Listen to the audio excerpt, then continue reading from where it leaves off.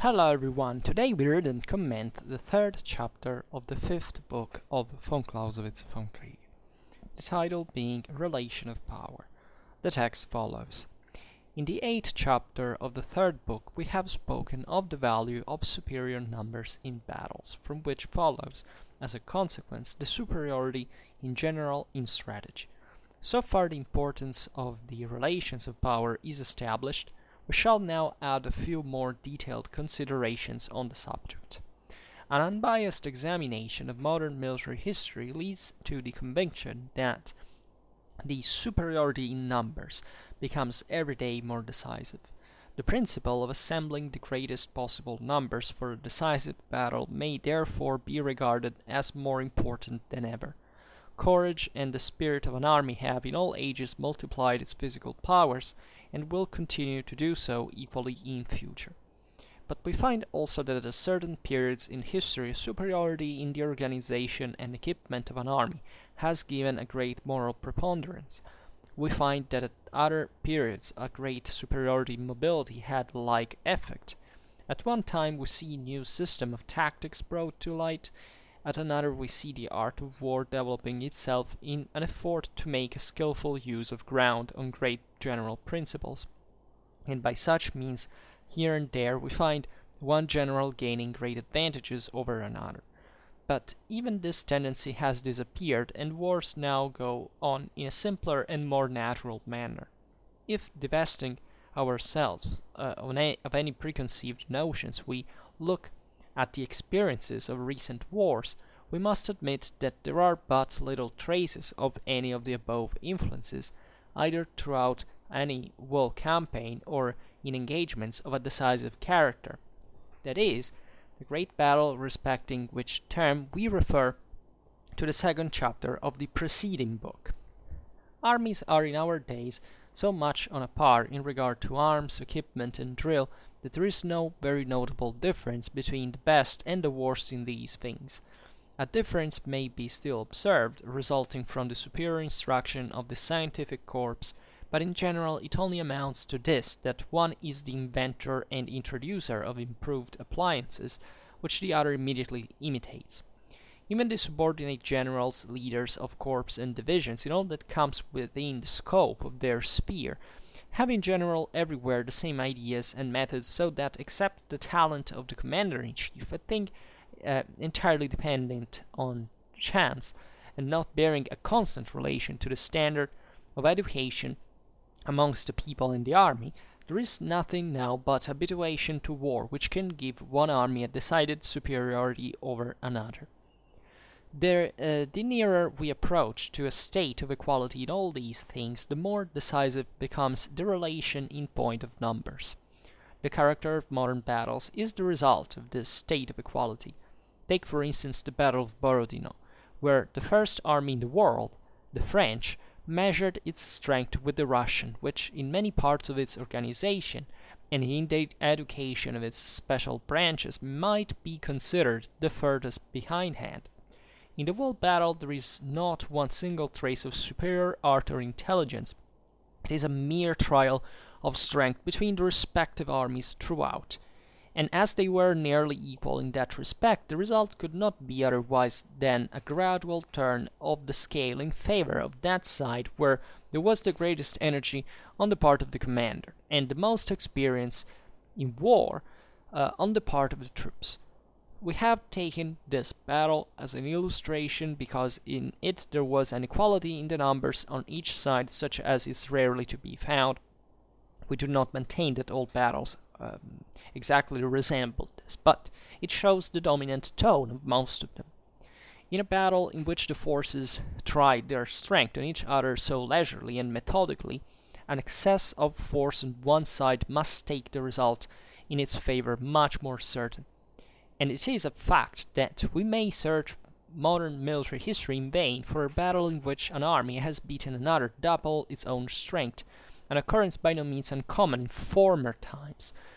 Bonaparte, the greatest general of modern times, in all his great victorious battles, with one exception, that of Dresden, 1813, had managed to assemble an army superior in numbers or at least very little inferior, so that of his opponent, and when it was impossible for him to do so at Leipzig, Brienne, Laon, and Belle Alliance, he was beaten. The absolute strength is in strategy generally a given quantity which the commander cannot alter, but from this by no means it follows that it is impossible to carry on a war with a decidedly inferior force. War is not always a voluntary act of state policy, and least of all is it so when the forces are very unequal. Consequently, any relation of forces is imaginable in war, and it would be a strange theory of war which would wish to give up its office just where it's most wanted. However desirable theory may consider a proportionate force, still it cannot say that no use can be made of the most disproportionate. No limits can be prescribed in this respect. The weaker the force, the more moderate must be the object it proposes itself, and the weaker the force, the shorter time it will last. In these two directions there is a field of weakness to give way, if we may use this expression, of the changes which the measure of the force produces in the conduct of war. We can only speak by degrees, as these things present themselves. At present it is sufficient to have indicated in general the general point of view, but to complete that we shall add one more observation. The more that an army involved in an unequal combat falls short of the number of its opponents, the greater must be the tension of its powers, the greater its energy when danger presses. If the reverse takes place, and instead of heroic desperation a spirit of despondency ensues, then certainly there is an end to every art of war. If with this energy of powers is combined a wise moderation in the object proposed, then there is that play of brilliant actions and prudent forbearance which we admire in the wars of Frederick the Great. But the less that this moderation and caution can effect, the more must the tension and energy of the forces become predominant. When the disproportion of forces is so great that no modification of our own object can ensure us safety from a catastrophe, or where the probable continuance of the danger is so great that the greatest economy of our powers can no longer suffice to bring us to our object, then the tension of our powers should be concentrated for one desperate blow. He who is pressed on all sides, expecting little help from things which promise none, will place his last and only reliance in the moral ascendancy which despair gives to courage, and look upon the greatest daring as the greatest wisdom, at the same time employ the assistance of subtle stratagem, and if he does not succeed, we will find in an honorable downfall the right to rise hereafter. So, lovely chapter from von Clausewitz, this point addressing the historical dimension of the numerical ratio of strength in war, its importance, and fundamentally how to cope with it, which naturally brings the question on different levels from the ones that we have observed recently. And this is the introduction, the very first chapters of the fifth book, which naturally entail a lot of aspects that are not even strictly military at this point, yet of course the Clausewitzian theory remains within these boundaries for practical reasons. Very fascinating. Let's simply read. So, relation of power. In the 8th chapter of the 3rd book, we have spoken of the value of superior numbers in battles, from which follows, as a consequence, the superiority of numbers in general in strategy. If you remember that, if anything, go look at the playlist, you'll find it. 8th chapter, the 3rd book. And we were observing fundamentally, I think it was that chapter, which von Clausewitz points out how, the more we abstract, the more we rise, like in scale, as a scale, like it's as if we shifted the camera over the theater of war, and the more we realize that the strategical differences tend to be less modifiable than the tactical ones. exactly this. We have observed now, I think we entered already in the dialectic of understanding what is strategy, what is tactics, how they interfere with one another at all. I mean, interfere, how they're probably part of the same employment of the military forces, and how fundamentally the more troops you have, the larger the engagement is. For example, we've talked about the decisive battle, or at least the most important battle. The more difficult it is to, the more numbers objectively matter. Von Clausewitz has still not yet fully explained to us how this mechanically happens. We'll see it hopefully in the rest of the work, and yet I think it's quite it's easy to guess even as a concept, right? It's a matter of attrition. It's a matter of disorder of the system. If you bring 100 men on the field, these are much more easily controllable than 100,000, even if these numbers are very huge. But yes, overall, we did employ them, and yet there is a very few you can do with 100 against 100,000, but not properly just in absolute terms, but properly about the fact that there is an additional problem of making those 100 clashing against the 100,000. There is not a direct relation of simply 1 to 1,000, right? It's lower. In other words, you cannot make miracles, numerically speaking, in strategy, right? And this happens for lots of other reasons. They're not properly even just military related. They can't have to do with logistics, for example, but not all. Right? It's probably about the attrition that the whole system brings. It becomes properly difficult to dislodge a force that has such an overwhelming advantage of force over you. Here, as we will see, von Clausewitz shifts the topic on a slightly different matter, that is essentially the symmetry, the historical symmetry of Western armies in the Napoleonic era fundamentally. Also in here there is all the historicistic side of the Vom Kriege that is very often misunderstood, misinterpreted at least, and it doesn't specifically relate to the universality of warfare, of course, and as we'll see now, because von Clausewitz is quite clear about it. Actually, there is a past, there's a present, and a future, and von Clausewitz naturally always realizes that things change. So this is not a sclerotized, crystallized view that von Clausewitz has about what war is in general, so that for us to, in the 21st century, to still misunderstand him and saying that he needs to be updated has nothing to do with that. He's just exposing the reality of his own times. And von Clausewitz says, so far the importance of relations of power is established. We shall now add a few more detailed considerations in the subject, which is, an unbiased examination of modern military history leads to the conviction that the superiority in numbers becomes every day more decisive. Right? So, von Clausewitz spots specifically this realization that, as we'll see now, consequently, Western armies are becoming ever more similar, so much that in relative terms, the difference in numbers, right, if you even all the other factors, is increasing in importance.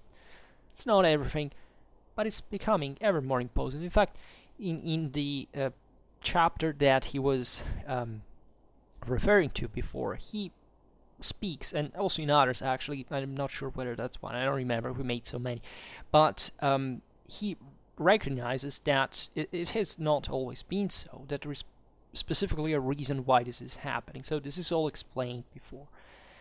And von Clausewitz adds, the principle of assembling the greatest possible numbers for a decisive battle may therefore be regarded as more important than ever. Is he right? Well, considering his writing in the first half of the 19th century, definitely yes, because Napoleonic era is at this point, it's something that had never been seen historically, right? It's the largest amount of armies ever assembled, both singularly and collectively, simply also because the nation state is born. So a state that has much greater control on society and therefore can start putting on the field these masses of men, large masses of men, as never before, but also all the means that this implies. Now we'll talk about specifically also the increase of power that these armies had. In fact, von Clausewitz writes, courage and the spirit of an army have, in all ages, multiplied its physical powers. That is to say, it's not just about the numbers. Of course, you try to improve the quality of these troops. Otherwise, we would have remained to, clubs and stones, which can still be effective at some point. And von Clausewitz says it will continue to do so equally in the future. That is to say, also, there's not a necessarily a progressive view of this, but von Clausewitz says, the attempt will always be there. So independently from ups and downs, right, certain things will tendentially go that direction. This is very important because it's not a deterministic view of history, but it makes us realize that there's a deep human dimension that is being observed and that has specifically a particular raison d'être in the Clausewitzian say, look at history and human nature as a whole, and of course of warfare, but that doesn't exclude, let's say, the possibility of change as such, right? But it just spots the human factor in it, that is something that for certain things or certain dynamics, right, certain mechanisms remains unvaried. But as far as we're concerned now, the consequence of this change in von Clausewitz's times is that armies are ever larger, and therefore the decisive battle here is always more dominated by this difference. The other factors tend to flatten, right, as far as the military employment is concerned, because other factors can be logistical, right? Think about how Barbarossa completely screwed up because they failed the logistical calculations by 100%. You can't even win in a card game if you start from that base. Let's figure ourselves in war. So the logistics, as we've seen, is not properly a matter of military art, right? It's something that doesn't pertain to it, right, conceptually. It's really about how you employ your forces, and this is exactly the point we're making here. Von Clausewitz says, courage and the spirit of an army have in all ages multiplied its physical power. Okay, and we already read it, but we find that at certain periods in history, superiority in the organization and equipment of an army has given a great moral preponderance. We find that at other periods, a great superiority in mobility had a like effect. At one time, we see a new system of tactics brought to light. At another, we see the art of war developing itself in an effort to make a skillful use of ground on general principles, and by such means here and there we find one general gaining great advantage over another, but even this tendency has disappeared, and wars now go in a simpler and more natural manner, because he spots different modifications to military systems based on, depending on the reality of the situation. Some armies here we see were more mobile than others. That was what made the difference. Others were about the organization, the equipment. The army itself, von Clausewitz has seen how in the ancient medieval warfare, fundamentally, the army here, even of just a few tens of thousands maximum, was basically the whole thing around which the campaign did gravitate. Eventually, military systems get more complex, so there are other factors, as we notice here, that are important.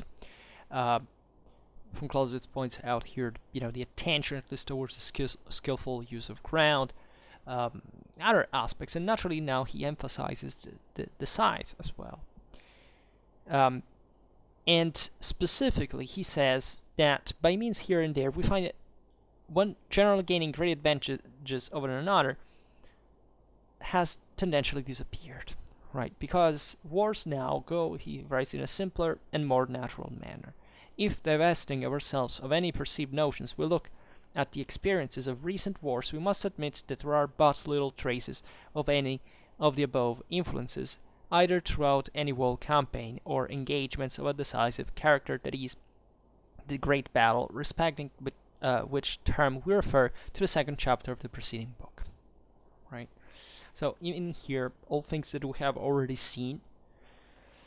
Let's get a bit more into detail. He writes, armies are in our days so much on par in regards to arms, equipment, and drill, that there is no very notable difference between the best and the worst in these things. This is very important to point out, because naturally there are different powers in Europe. There are such for the matter of just political, social reasons, right? There are states in Europe that are kind of insignificant, but if you took their military doctrine, their armed forces, how they work, well, at this point they're pretty much the same, right? There is not a sensible difference that you can say, militarily speaking, they fight in a different way, with different arms, equipment, and drill. These are all fundamentally standardized, and they have come to be so just by reasons here. They're not even just a matter of issued standardization, but properly of political and social transformation that is very important to point out. So von Clausewitz says a difference may still be observed, only one, resulting from the superior instruction of the scientific corps, but in general it only amounts to this, that one is the inventor and introducer of improved appliances, which the other immediately imitates, right? So even if something new in this situation where there isn't really much new happening that at least the other system doesn't absorb, think about all the great scientific and technological accomplishments of this era. I mean, we're talking about the end of the 18th, the beginning of the 19th century. These are rampant moments in European and Western history. I mean, in terms of technology. But even just of philosophy, you realize that von Clausewitz here is soaked in all this broader philosophical, scientific, literary ferment that really existed at the time. The Vom Kriege would have not been written if this spirit proper had not existed. So even if someone comes up with, a different tactical system, which at this point, as we know, historically remained fundamentally invaried, at least doctrinally, at least its changes were always imitated by all these systems. They are, in fact, changes that in relative terms between an army and another are kind of meaningless, right? Or at least they tend to be so. Naturally, this would open an enormous discussion about, I don't know, how the French managed to conquer all of Europe at this point. Well, that has also to do with important military matters that we cannot just say, okay, well, more or less they fought in an identical way. There were still important differences, but they weren't so important as the political and social ones, right? That are the ones that eventually transmit themselves in concretely into the army itself. And the strictly technical side of the story is relatively less important. And von Clausewitz says, even the subordinate generals, leaders of corps and divisions, in all that comes within the scope of their sphere, have in general everywhere the same ideas and methods, so that except the talent of the commander-in-chief, a thing entirely dependent on chance, and not bearing a constant relation to the standard of education amongst the people and the army, there is nothing now but habituation to war which can give one army a decided superiority over the other. The nearer we approach to a state of equality in all things, the more decisive becomes the relation in point of numbers. Right? This naturally has nothing to do with the realization that, of course, if a ground is different for an army compared to the other, there you will have the difference. Here we're not talking about an absolute equality that you will find in the field, because otherwise this pure symmetry does not exist, right? In warfare, warfare has never been and will never be symmetrical, because by definition it's always asymmetrical, right? not listen to journalists that speak of conventional, unconventional, symmetrical, asymmetrical. They're just and categorize the thing of saying, there is such a thing like symmetrical warfare and a thing like asymmetrical warfare. It doesn't exist. It never existed, right? And the problem is much deeper at that point. Von Clausewitz here, and this is just dialectically how really many people misunderstand the context of this work, is referring to the employment of the armed forces in a theoretical way, which doesn't mean abstract. It means theoretical in the sense of what you should be doing on average, given that lots of other things change, but not military, right? If the ground changes, it's not because the army has changed. The army is the same. So this will be the matter of the general that will fight in that given point, right? Von Clausewitz is drawing what the universality of this condition fundamentally is, right? And those factors that always are open in that regard. So it's obvious that if you just look at Napoleonic warfare, if you know something about it, you can easily see it. All armies were fundamentally the same, right? Aside from a bit of, exotic, folkloristic element here and there, but the substance of it, the typologies of troops were fundamentally the same, right? And there is an homogenization. What von Clausewitz points out here is very fascinating, is the education, the fact that now Europeans are all one in terms of ideas, of the spreading of information, right? It's kind of a point where, people get the change immediately, Europe-wide. So there is nothing really that escapes the intelligence or the miscommunication or something. There is nothing, right, that influences in this regard. Everybody knows what war is, and there isn't really much you can do to change that, right? This is also very important if you think about the history of the 19th century, the first, up to the First World War, actually, and how this broader Napoleonic legacy was still felt, right, at the beginning of the 20th century, and all the problems of doctrinal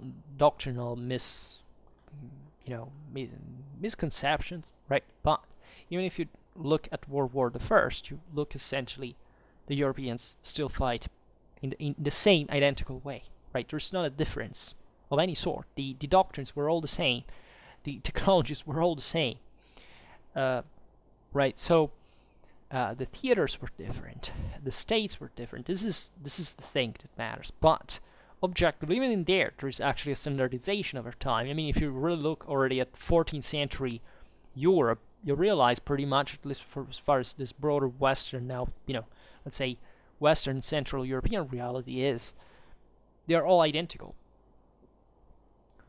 right? In order to find something different in Europe, you have to go a bit east, right? When you start seeing, the step that begins. But fundamentally, Europeans at that point, they are identical already. There can be a minimal, influx from this or this other reality, but they are already from that time. We're talking about the 14th century. At this time, the syncretism is ever more augmented, especially from a technical point of view, which doesn't mean that differences do not matter here in terms, for example, of development of the various states, etc. But here we are going a bit too far. Von Clausewitz brings us back to where it says, the character of modern battles is the result of this state of equality. Take, for instance, the Battle of Borodino that we already commented in the previous videos, actually. It says, we're the first army in the world, the French, measured its strength with the Russian, which in many parts of its organization and in the education of its special branches may be considered the furthest behindhand. This is important, just even said by a Napoleonic era general like von Clausewitz was, really augments the value of the judgment. And it says, in the world battle, there is not one single trace of superior art or intelligence.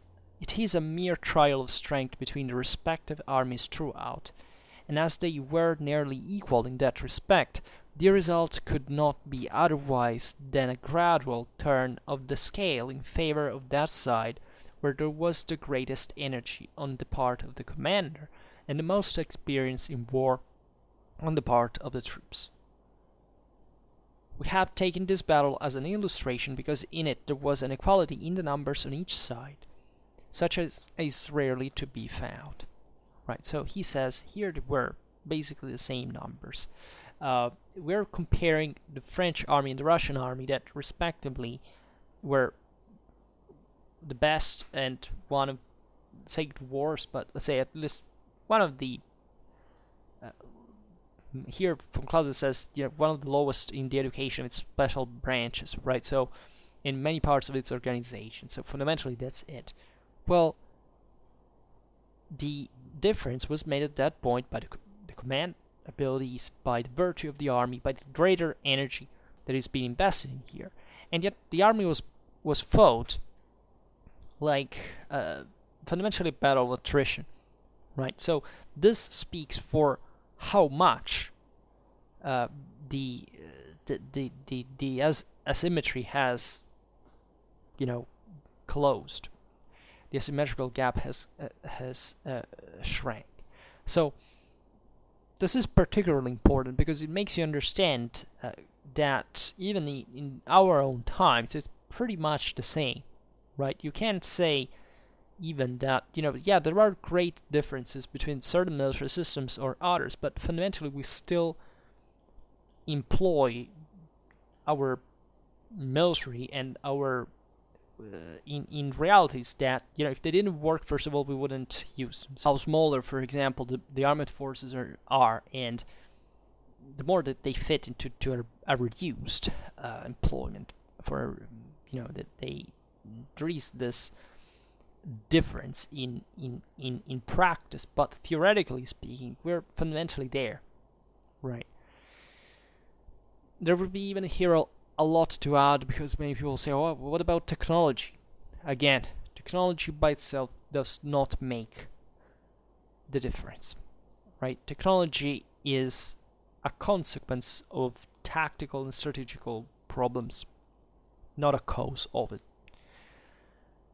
And even here, we live in a world that is pretty damn homogeneous still, right?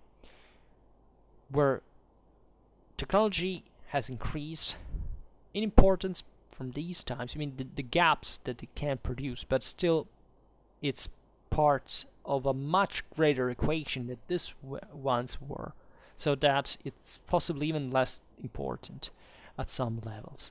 And I think it actually is. Right, but aside from this, and this is a completely different topic, one of those you could, we really at some point have to talk seriously because we never do it, but it's actually fundamental even for understanding the Vom Kriege in a way, at least to dispelling certain preconceptions that do not help to approach this work. That is otherwise, by itself, perfectly clear at all levels.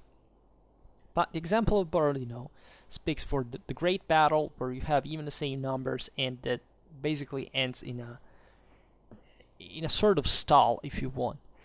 And von Clausewitz, in fact, writes, "We do not maintain that all battles exactly resembled this, but it shows the dominant tone of most of them." Right? The more you increase, remember. So this is not even a matter of Napoleonic times. The larger the armies are, as we've seen, and the more difficult it is to move away from the numerical difference in this regard. Von Clausewitz writes, "In a battle in which the forces tried their strength on each other so leisurely and methodically, an excess of force on one side must make the result in its favor much more certain, and it is a fact that we may search for modern military history in vain for a battle in which an army has beaten another double its own strength, an occurrence by no means uncommon in former times." Right? This is something we have already seen. We haven't explained how. Clausewitz says already, essentially by 1 to 2 in our times, you can't win, right? Yet we have explained also why in the past it was less true. And this has to do properly with the reduction even of the size of armies. That is, the smaller the armies are and the more different outcomes compared to the odds can occur, right? This happens for specific reasons that have to do with the complexity of the system proper. It's as if, the larger the system is and the more this inertia prevented the bulk of the thing to change, right? And it is true, tactically speaking, and on a smaller scale engagements, that, of course, big differences like, winning against an enemy 1-20 is actually feasible. When we speak of 100,000 men versus 100,000 men, these things do not happen, right? This is the thing Von Clausewitz is saying, and that's why he's also addressing the problem now, to show how much this was true in Napoleonic times. He says, Bonaparte, the greatest general of modern times, in all his great victorious battles, with one exception, that of Dresden, 1813, had managed to assemble an army superior in numbers, or at least very little inferior to that of his opponent, and when it was impossible for him to do so, as at Leipzig, Brienne, Laon, and Belle Alliance, he was beaten. Right? So, doesn't matter if the greatest general around, is the greatest general around. He doesn't have the numbers, doesn't make it, right? Because at that point, even the command at least interferes a few, at least as far as the tactics is concerned. Right? At that point, Napoleon was much more than just a great tactician, and strategy has its own enormous value, but also the energy, the capacity to achieve the charisma. I mean, that's all another thing. But if you talk about the two systems, the two armies, even if one is commanded by the greatest general, still, if it doesn't have the number, it doesn't work. Up to this point, right, of 1-2, but also less, right? Because it's not that, up to 1-2, it's fine. Of course, in the even 1-1 ratio, if it starts, getting smaller, the things are getting increasingly complicated. At the point, it becomes ever more difficult, basically. So, von Clausewitz writes, the absolute strength is in strategy, generally a given quantity, right, which the commander cannot alter. That is to say, we've seen how fundamentally the moral forces are more important, even just in the physical ones, but I mean, blended all together, and given this specific symmetry that we have seen in the period, if you have 80,000 men, that's 80,000 men. They can't function as 160,000, right? Nor they are, as bad as 40,000, right? Of course, once again, as we were saying before, lots of factors can intervene in altering this situation, but they're not strictly military by themselves.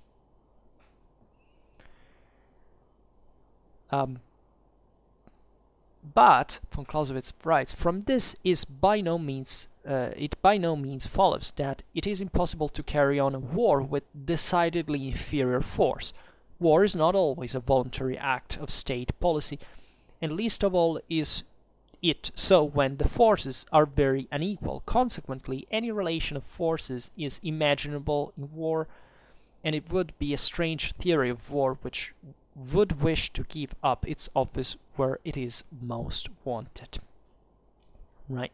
So, the point von Clausewitz makes here is actually very important from a theoretical point of view, because it's exactly and possibly the most difficult thing that is to be understood in our own times, in the way just we were brought up generally from a theoretical point of view, that you cannot pretend that this element, as trivial as it appears, we're talking about numbers.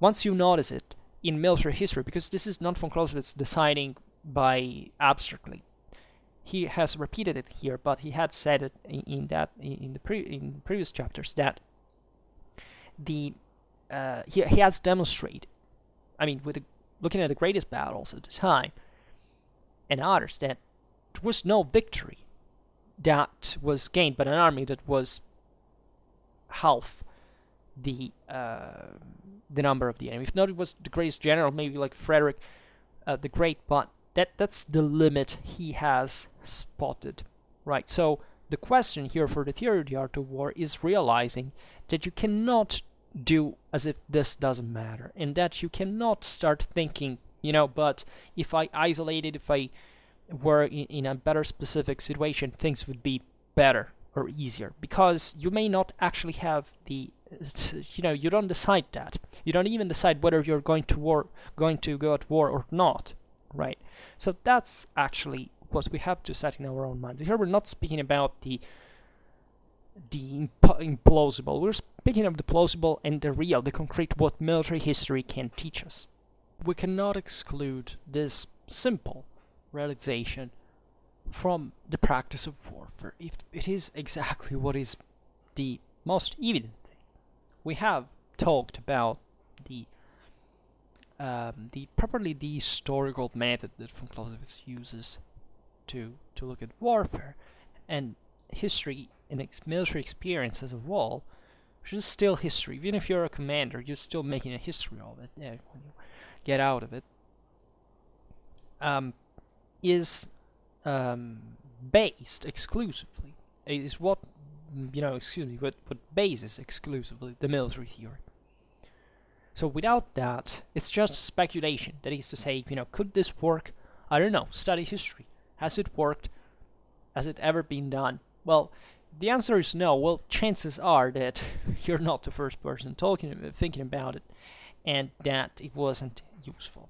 This would be important to point out. There are many aspects that maybe at this point in the Vom Kriege part we have surpassed just from a specific, let's say, methodological point of view, but that nevertheless always remain valid. We will have also to make other videos on. Von Clausewitz says, however desirable theory may consider a proportionate force, still it cannot say that no use can be made of the most disproportionate. No limits can be prescribed in this respect. The weaker the force, the more moderate must be object if it proposes to itself, and the weaker force, the shorter time it will last. In these two directions, there is a field for weakness to give way, if we may use this expression. Of the changes which the measure of the force produces in the conduct of war, we can only speak by degrees, as these things present themselves, and present it's sufficient to have indicated the general point of view, but to complete that we shall add more observation. Right. So this is then we will explain it from the next line, because it's all together. It says, the more that an army involved in an unequal combat falls short of the number of its opponent, the greater must be the tension of its powers, the greater its energy will when danger presses. If the reverse takes place, and instead of heroic desperation a spirit of despondency ensues, then certainly there is an end to every art of war. What does this mean? Remember the ratio 1:1 that eventually lowers to 1:2 numerically. Well, von Clausewitz is making a point here that, first of all, here we're talking about the larger engagements, or better, we're talking about all engagements, but the larger are the most important. Gradually, right? You can't say that an engagement between, you say, what's an important engagement? Well, say, I don't know, 10,000 men versus 10,000 men. Okay, but there is still a difference between engagement between 10 men and 10 men, and one between 1,000 and 1,000, right? So here the importance is not a fixed measure, a quantity. It's about how this increases, right, and decreases depending on the number. So it can be every number, technically, and it's the mechanism within it that we have to understand. Von Clausewitz is telling us fundamentally that the more you are in numerical inferiority, and the more you have to try to compensate that with energy, that is with moral and physical forces. We have just seen actually that the larger the engagement is, and the more difficult this effort is going to be. Also, there is probably a numerical limit to this, right? Especially the larger the engagement is. So, this is essentially what the art of war should be about, right? It's, of course, about the command, it's about the quality of the army, but it's literally how much effort you put into the thing. And effort costs, right? So you can't say, okay, well, there's a bunch of lazy men, let's say, we'll defeat them because we're not. If it is true, it's because you have spent way more energies and resources to train yourself to be that, or to motivate yourself to be that, and it's not something you can applicate on especially larger numbers if there is not a specific reason that makes the state and the people wanting to pay for that. This is what all warfare gets down to at the end of the day, right? And that's where the Clausewitz in theory is confirmed, is demonstrated, because objectively it functions like this. So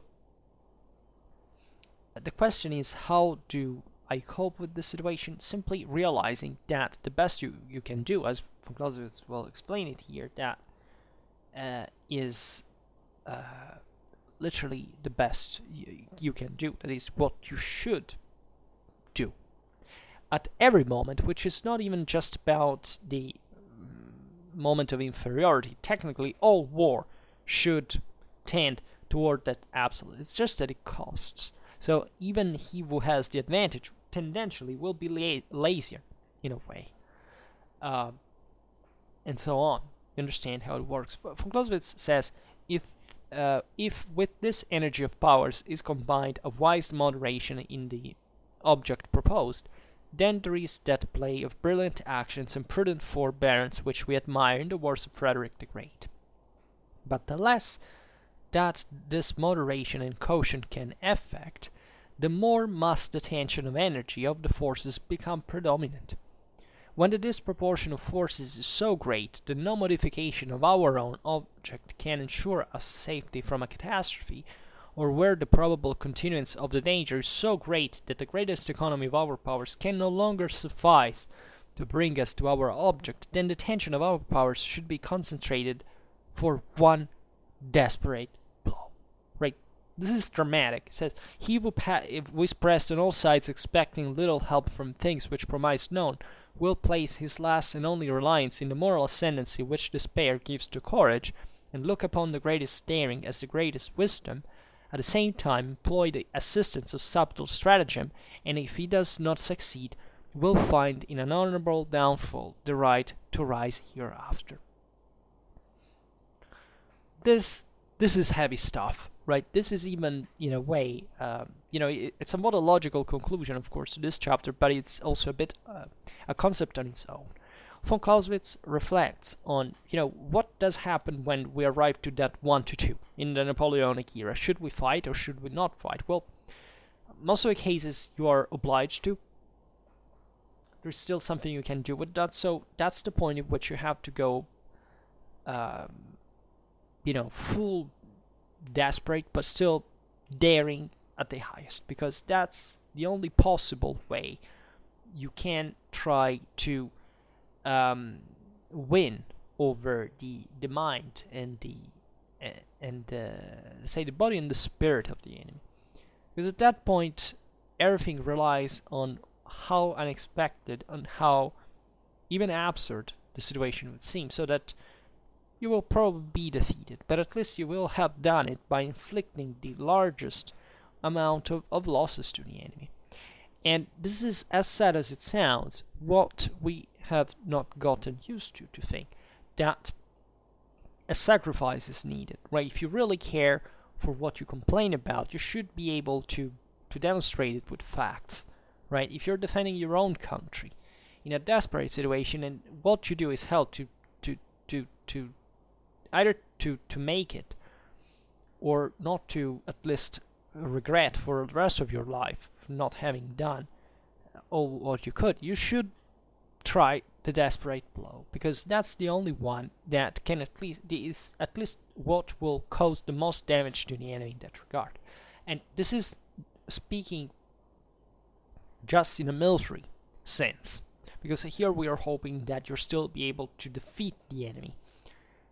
Politically, it can be even worse sometimes, right? For your people. But once again, this escapes from the military theory. Here, von Clausewitz is just telling us how to win a war, which is a different matter. And wars are won in that regard from the field. And he's telling us, look, if you want to use the military instrument, use it in this way. Because there is no other way to... and of course, just be aware that what you will be asked to do on the field is something you can afford. And that's something that you can't afford just militarily, right? It has a political, social cost, by definition, all the time.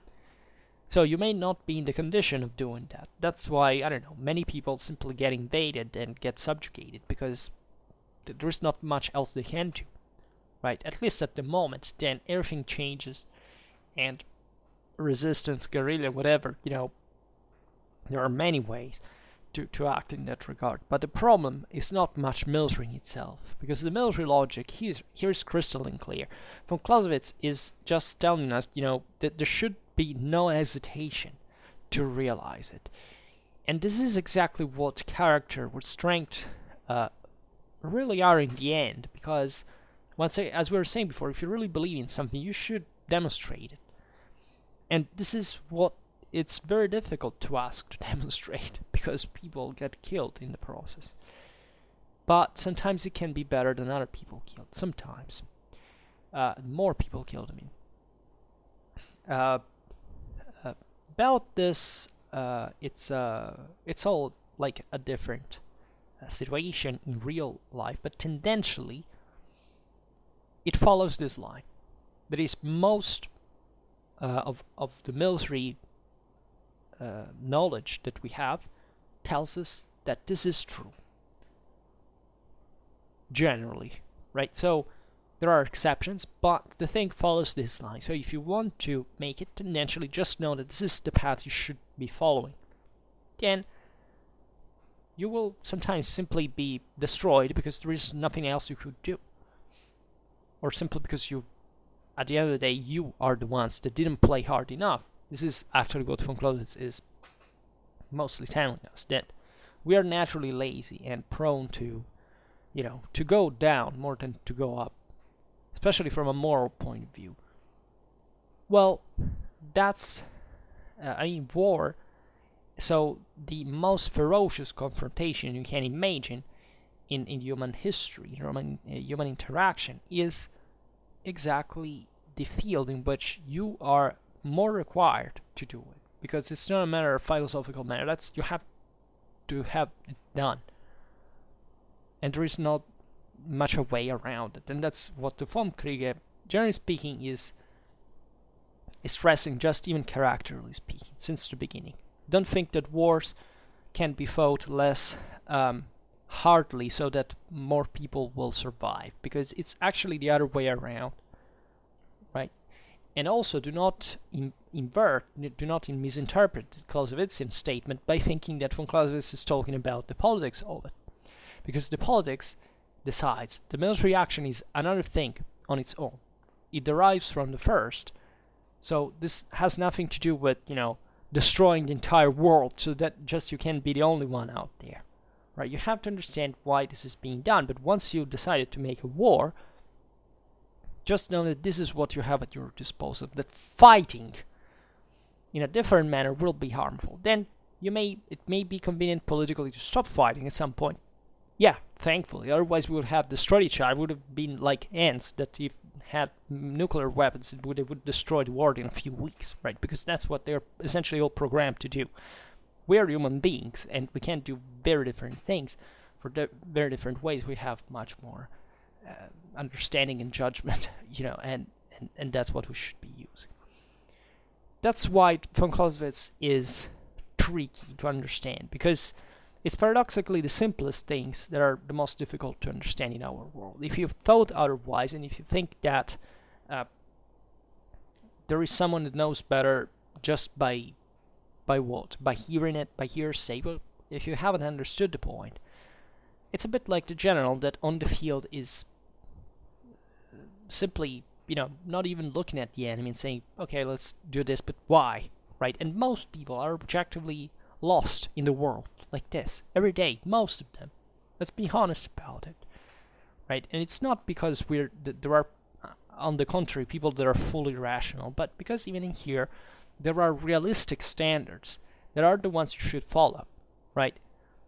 And that do entail failure, so that we don't think that we should torture ourselves to be the best professionals, the best engineers, the best lawyers, the best doctors, the best economists, just by, eventually damaging even our own capability of becoming these professional figures. There is a valid balance that serves and that, always entails mistakes, but it's also functional in the measure we deem to be acceptable, which is something you measure humanly.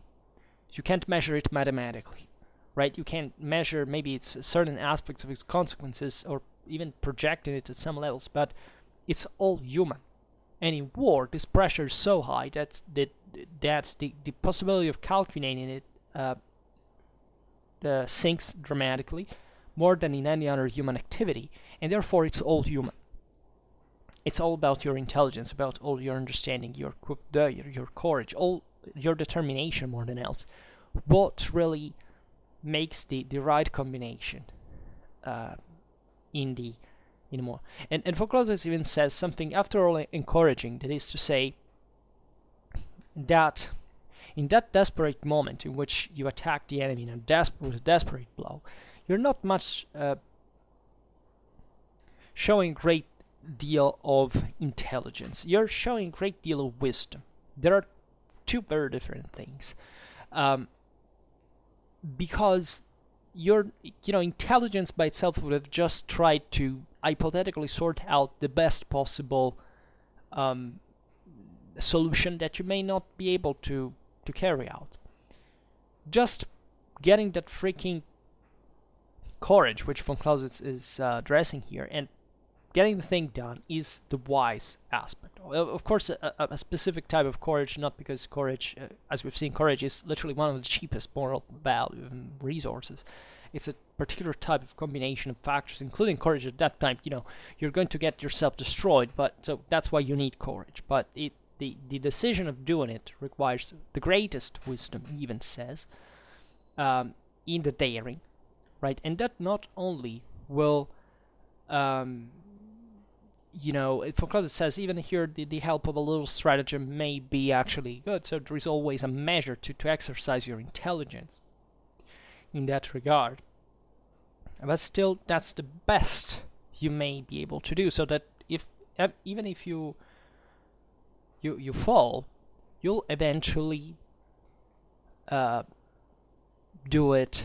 If you are lucky to survive, you will look at it and say, that was an honorable way to go down, right? So that perhaps we can rise after. And von Clausewitz naturally is talking from the perspective of the Prussians that got annihilated by the French, to say the least, but were able to rise again for reasons that were not military, actually, but passed through military history, of course, but were political and social once again. So this is very important to stress. It's somewhat like even an astonishing realization, right? If objectively, up to the point you read this stuff, you can't really. It's difficult to picture such a reality, right? You don't live in the mindset of a 19th century Prussian general like von Clausewitz. You haven't seen, fortunately for you, what he has seen. Not just on the field, but properly as a Prussian, right? About his country, about his government. So it's something that normally you wouldn't come up with, right? But still, it produced this that makes you picture, after all, as we've seen, fairly simple concepts in ways that really show the genius of this person. that really make you understand that the simplicity is geniality, right? This is a classical thinking, if you want, right?